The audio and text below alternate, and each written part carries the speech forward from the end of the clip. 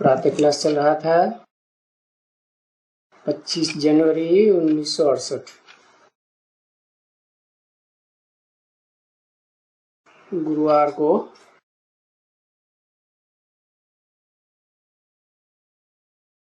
चौथी पेज की अंतिम लाइनों में बात चल रही थी। नई दुनिया जब होती है तो आबादी बहुत थोड़ी होती है, मनुष्यों की भी, पशु पक्षियों की भी, प्राणियों की भी। श्रेष्ठ ते श्रेष्ठ प्राणी, श्रेष्ठ ते श्रेष्ठ मनुष्य, जिन्हें देवताएं कहा। और जब पुरानी दुनिया होती है, कलयुग, तो आबादी बहुत बढ़ जाती है, प्राणी मात्र की आबादी बढ़ती है।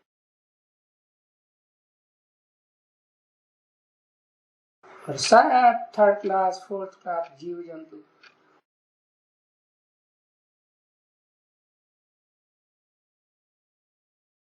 तो बाबा कहते हैं कि जब जाते हैं कोई को समझाने के लिए उनके पास,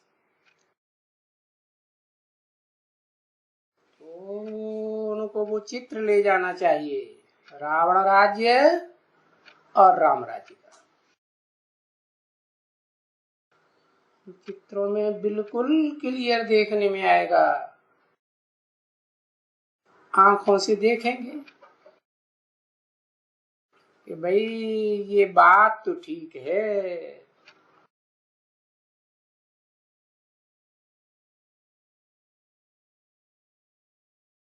यहाँ तो कालापन लगा हुआ है कलयुग में। कितने आदमी, कितनी जनसंख्या बढ़ती जाती है।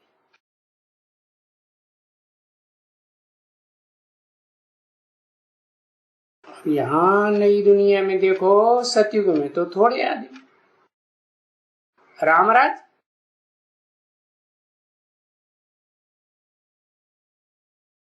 तो जरूर समझेंगे कि रावण राज्य क्या होता है और राम राज्य क्या होता है।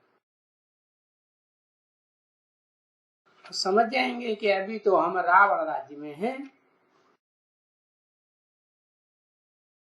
हम कोई राम राज्य में अभी थोड़े ही हैं।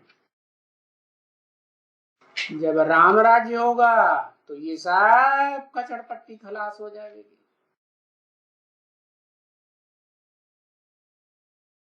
रावण राज्य से राम राज्य आने में भारी विनाश हो जाता है, तो जनसंख्या थोड़ी रह जाती है। तो फिर उनको एकदम पक्का कराए देना चाहिए, तो फील करेंगे कि बरोबर हम सब रावण राज्य में, अर्थात तुंडे तुंडे मतिर्भिन्ना, अनेक मठ पंथ संप्रदाय, अनेक धर्मों के प्रभाव में। और इसको कहेंगे आसुरी संप्रदाय, क्योंकि एक दूसरे से सुर मिला के चलते ही नहीं। इनको सुर अर्थात देवता थोड़ी कहेंगे।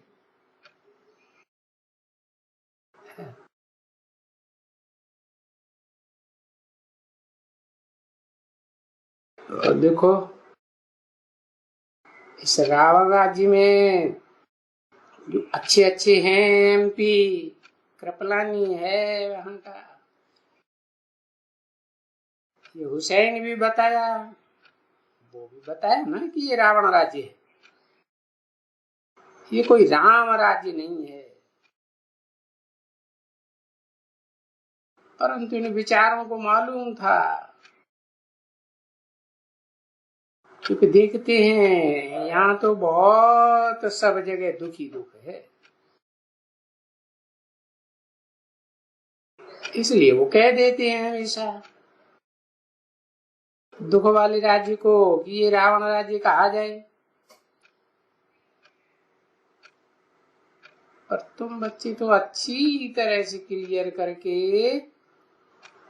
है, ये जो तुमने नक्शे बनाए हुए हैं ना, तो तुमने समझा है और औरों को समझाने के लिए भी समझा है। तो वो चित्र, वो मैप्स ले जाने चाहिए। कहाँ भी सेवा के लिए जाना चाहिए तो चित्र ले जाना चाहिए।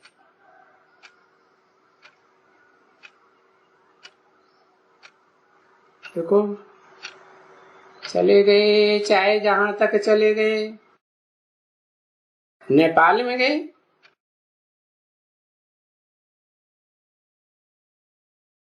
अरे बच्चे नेपाल में भी तो चित्र नहीं ले जाते हैं ना, जो उनको अच्छी तरह से समझाया जाए। हड्डी बैठ करके किसको समझाओ?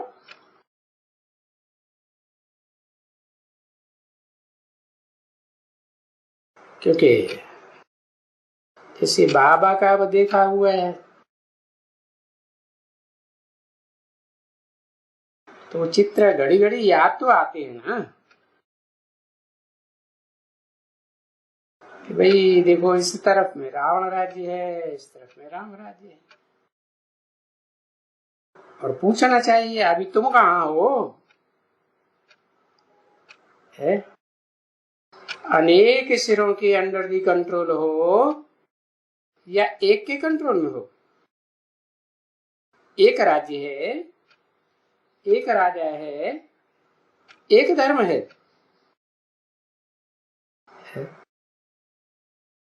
तो अभी बताओ, तुम खुद ही बताओ कि तुम हो कहाँ?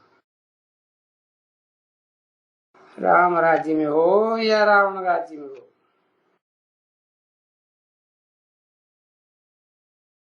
तो समझाने के लिए थोड़े मनुष्य होना चाहिए।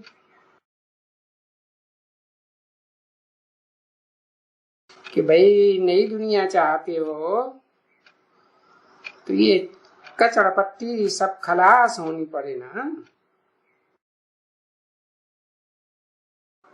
तभी तो फिर सतयुग कहलाएगा। और वो सतयुग कहलाएगा गोल्डन एज, और ये कलयुग तो आयरन एज है।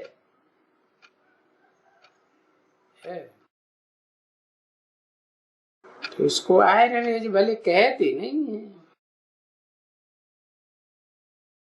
सोचते हैं ये भ्रष्टाचारी अक्षर ही नहीं होना चाहिए। हाँ, नई दुनिया में तो नहीं होना चाहिए, वहां तो श्रेष्ठाचारी देवताएं होती है, भ्रष्ट इंद्रियां ही नहीं काम करती है इतना जो यहाँ दिखाया है भ्रष्टाचारी दुनिया में। वहां तो श्रेष्ठ इंद्रियां ही काम करती है, तो श्रेष्ठाचारी हुए ना। और सतयुग में तो वो एक ही राजा रानी चाहिए, एक ही धर्म।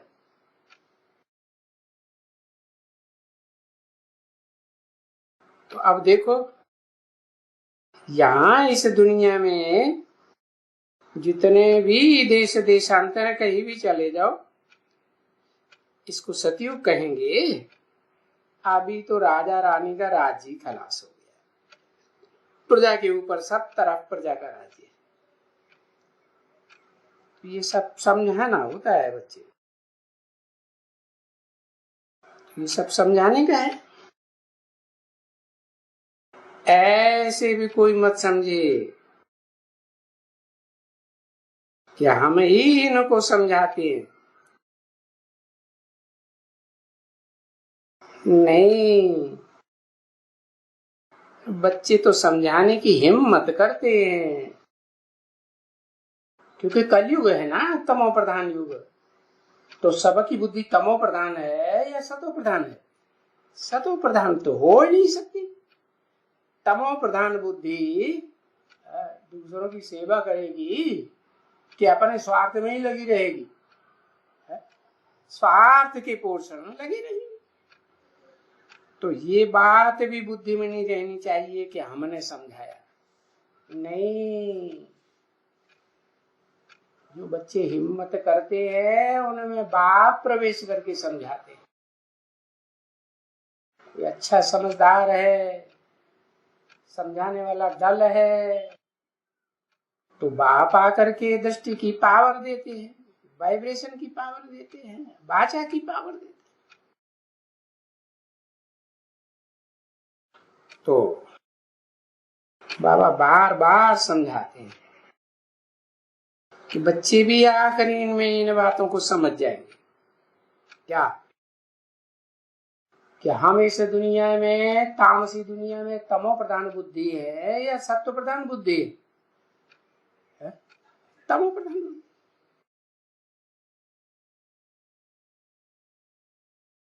क्योंकि तुम बच्चे भी अभी समझे हो ना, है? क्योंकि तुमको इतना बरस पढ़ाया हुआ है, तो तुम अभी यथार्थ रीत से समझते हो, और आगे चल करके तो इससे भी जास्ती यथार्थ रीत से समझेंगे। क्यों? आगे क्या होगा है? अभी तो सिर्फ ज्ञान सुनाते हैं, सुनने वाले कानों से सुनते हैं और बुद्धि से समझते कुछ भी नहीं, क्योंकि विचार सागर मंथन ही नहीं करते। आगे चल करके तो टीचर का रूप धारण करेंगे बाप, सुप्रीम टीचर बाप समझावेंगे तो बच्चों की समझ में आएगा, तो फिर ये यथार्थ रीति समझेंगे। अरे अभी भी समझते हो कि आगे हम इतना थोड़ी समझते थे, इतनी खुशी नहीं थी। अभी तो देखो दिन प्रतिदिन नए नए पॉइंट्स निकलते जाते हैं, और भले खुशी थी भी तो वो तो अल्पकाल की खुशी थी, साक्षात्कार की है। जैसे कोई ने सपना देख लिया तो सदा खुशी रहेगी क्या? नहीं, साक्षात्कार हुआ, खुश हुए, बस खेल खलास। कोई नई दुनिया में थोड़ी पहुंच जाएंगे, नहीं। तो वो तो साक्षात्कार के कारण खुशी थी, परंतु ये बुद्धि की समझ थोड़ी थी इतनी। अभी तुम्हारी बुद्धि विशाल होती जा रही है। क्यों? क्योंकि पहले तो तुम बड़ा रूप याद करते थे, लाल लाइट का गोला है? तो बुद्धि भैंस बुद्धि बनेगी कि सूक्ष्म बनेगी? भैंस बुद्धि बनेगी। अभी तो तुम बिंदु को याद करते हो, अपन को भी आत्मा समझना और बाप को भी आत्मा समझना और याद करना, तो तुम्हारी बुद्धि सूक्ष्म सूक्ष्म होती जा रही है? तो बहुत समझदार बनते जा रहे हैं। और अभी तो तुमको पॉइंट्स भी बहुत मिली हुई है, तो जो जो भी आगे चला है और पॉइंट धारण किया है वो अच्छी तरह से कोई को समझा सकते हैं। खुद समझेंगे तो दूसरों को भी समझा सकेंगे। तो हैं अच्छे समझाने वाले। फिर कोई को समझाने में कितनी तकलीफ होती है, देह अभिमान आ जाता है, और देह अभिमान आने के कारण फिर जैसे किसी के पास हिम्मत ही नहीं पड़ती तो ईश्वरीय सेवा में भाग सके। नहीं तो समझाने के लिए, कोई से मिलने के लिए जा सकते हैं ना, जैसे ये मिला ना, तो औरों से भी मिलना चाहिए है कि इनको जाके समझावे। अच्छे अच्छे कुछ गीता समझने वाले हों उनको समझाओ। गीता पाठी जल्दी समझेंगे। है जो शिव बाबा के भगत हैं उनको समझाओ। है। अब ये देखो, ये मिनिस्टर आया तो खाली हम बता सकते हैं भाई कि भाई देखो ये मिनिस्टर भी यहाँ होके गया है, तो लोगों की बुद्धि में बैठेगा अरे यहाँ तो बड़े बड़े आदमी आते हैं दुनिया के।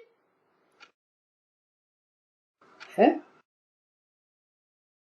अब ये तो तुम समझते हो मिनिस्टर आया आया भले, लेकिन उसने समझा तो दूर छाए भी नहीं,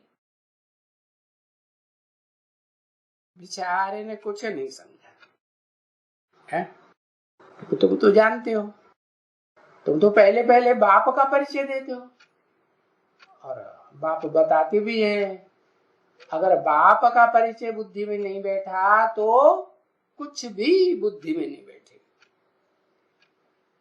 तो तुम जानते हो कि वो मिनिस्टर आया तो पर इंच की भी कुछ भी नहीं समझा, कि भाषा भी कम। हाँ और फिर भला उनके पास उनके साथ इंटरप्रेटर भी थे। है पर उनको भी कुछ बुद्धि में नहीं बैठा। वो जो है, वो जो बड़ा पद मिला हुआ है ना उनको,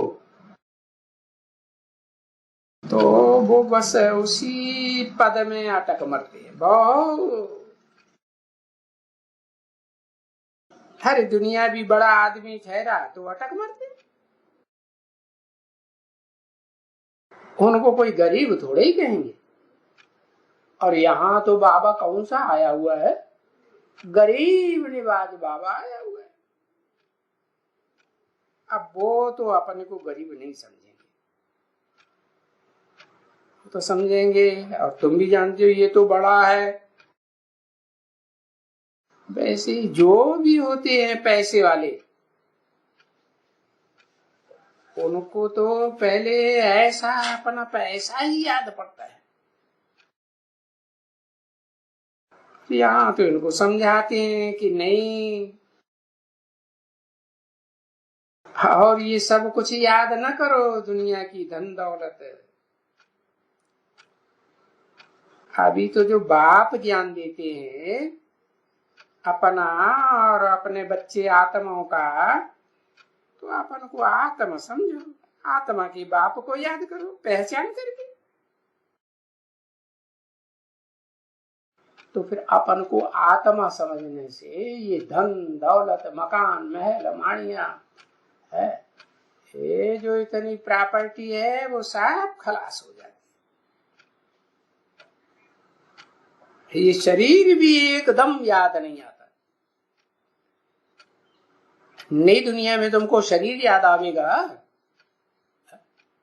वहां तो तुम आत्माभिमानी होंगे। अपन को भी आत्मिक रूप में देखेंगे, दूसरों को भी आत्मिक रूप में देखेंगे। है?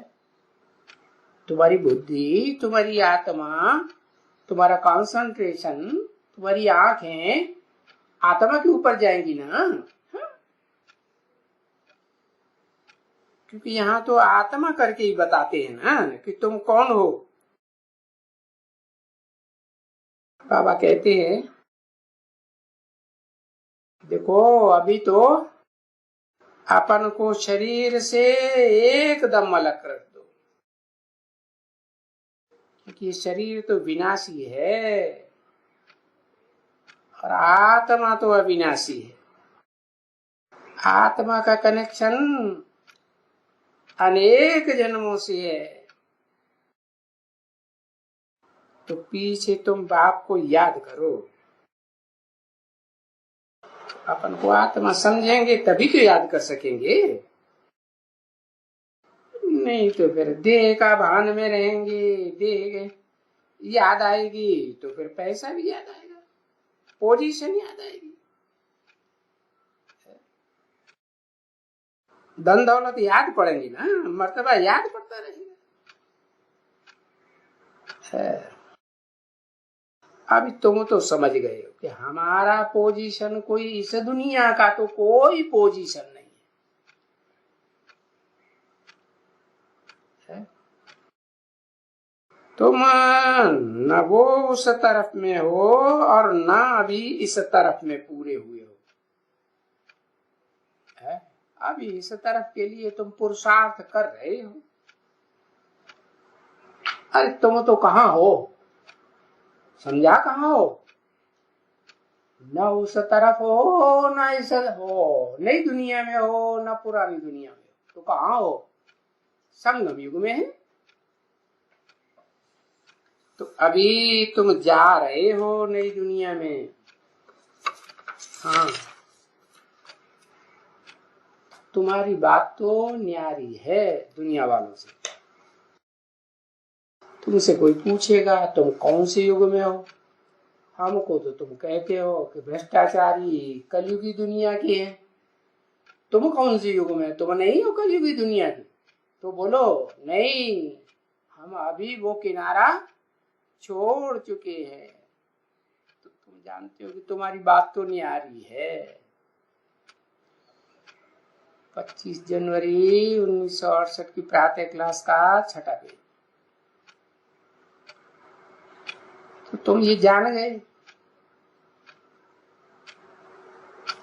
कि भाई अभी तो हमारा लंगर उठ गया। कोई बड़ी नाव होती है, जहाज होता है, तो लंगर डालते हैं ना किनारे पर जाकर। हाँ, तो अभी हमने इस किनारे का, इस पुरानी दुनिया का लंगर छोड़ दिया। तुम जहाज पर सवार हो गई। अरे शास्त्रों में भी तो गाया हुआ है क्या, शंकर चाप जहाज जेई चढ़ी उतरे पार न डूब सकल संसार। तो तुम्हें तो पक्का है कि अब हम तो इस पुरानी दुनिया से पार जाएंगे। ये दुनिया तो अब डूबने वाली है जलमयी में, कि रह जाएगी? हाँ, डूबेगी। अब ये किनारा तो हमने छोड़ दिया। हाँ, तुम बच्चों में से भी कहेंगे कि हाँ कोई बच्चे ऐसे हैं जिन्होंने अभी भी इस दुनिया का किनारा छोड़ा नहीं है। हाँ, कहेंगे जिन बच्चों को ज्यादा ज्ञान है उन्होंने छोड़ा है। अब जिनमें ज्ञान ही नहीं है, न अपनी आत्मा का ज्ञान पक्का किया है, न बाप का ज्ञान पक्का किया है, तो क्या कहेंगे? बेसमझ हैं, समझ रहे हैं, है? तो जो समझ रहे हैं कि हम नजदीक में जा रहे हैं, फिर जिन्होंने ये लंगर ही नहीं छोड़ा, अरे ये लंगर छोड़ेंगे तो इस तरफ क्या सब कुछ भूल जाना पड़ता है। क्यों? तो बाप बताते हैं इस दुनिया में जो कुछ तुम इन आंखों से देखते हो ये सब खलास होना है, ये सब माया है। ऐसे बहुत है। हमारे पास भी ऐसे बच्चे बहुत है जिनको कुछ भी याद नहीं पड़ता, सब भूल जाते। तो यहाँ तो फिर सरेंडर होने की बात है। अपने तन से, धन से, मन से, है जो भी तुम्हें समय मिला है, संकल्प मिला है, वो सब कुछ ईश्वरीय सेवा में सरेंडर करना है। तो यहाँ तो सरेंडर होने की भी बात होती है ना, है? तो सरेंडर कौन है, नॉन सरेंडर कौन है, ये भी समझना होता है। अरे इतना सरेंडर बुद्धि हो जाए कि सिवाय आत्मा और आत्मा के बाप के कुछ भी याद न पड़े। नहीं तो देखो घड़ी घड़ी क्या क्या याद आता रहता है? इससे क्या साबित होता है कि देह भान में ज्यादा रहते हैं या आत्मिक भान में ज्यादा रहते हैं? देह भान में ज्यादा रहते हैं तो दुनिया, देह की दुनिया याद आती रहती। अभी बुद्धि में बैठा नहीं है कि हमको जाना कहाँ है, कहाँ जाना है। अरे कुछ बुद्धि में बैठा, कहाँ जाना है? नई दुनिया में तो बाद में जाएंगे, पहले तो घर जाना है ना। परंतु देह समझे बैठे हैं तो देह की दुनिया के घर में ही रहेंगे। बाप कहते हैं ये देह तो विनाशी है, ये दुनिया भी विनाशी है, नष्ट होने वाली है, खेल खलास। प्रूफ क्या है? अरे तुम देखते नहीं हो ये बॉम्ब बन चुके हैं, ये किस लिए बने हैं? ये घरों की सजावट करने के लिए बने हैं क्या? अरे नहीं, अरे बाप आया तो ये बॉम्ब भी बनना शुरू हुए, क्योंकि बाप का काम है नई दुनिया स्थापन करना, पुरानी दुनिया विनाश कराना। तो ये विनाश का सामान, ये बारूद तैयार हुआ पड़ा है। तो जो चीज विनाश होने वाली है उसको भूलना है ना, उसको याद ही क्यों करना है? देखो इसीलिए कहते हैं ना कि जो स्त्री है ना तुम्हारी, वो स्त्री भी स्त्री के रूप में याद ना पड़े। अरे फिर कौन से रूप में याद करे? अरे वो भी हमारा भाई है, तुम आत्मा, तुम्हारा बाप आत्मा, तो स्त्री भी क्या हुई? वो भी तो आत्मा हुई ना। आत्मा आत्मा, भाई भाई। अच्छा चलो, चोला याद आता है कि चोला तो अलग है? हमारा चोला पुरुष का है, अलग है। तो भाई बहन भी तो समझ सकते हो, है? नहीं समझ सकते? भाई बहन का चोला अलग अलग होता है कि एक ही जैसा होता है? अलग अलग होता है। तो वो बुद्धि में ज्ञान होवे कि देखो हम शिव निराकार की संतान, निराकारी बच्चे हैं आत्मा रूप में, तो भाई भाई हैं। और शिव ने ब्रह्मा में प्रवेश किया तो ब्रह्मा के बच्चे हैं, तो ब्रह्मा कुमार कुमारी है।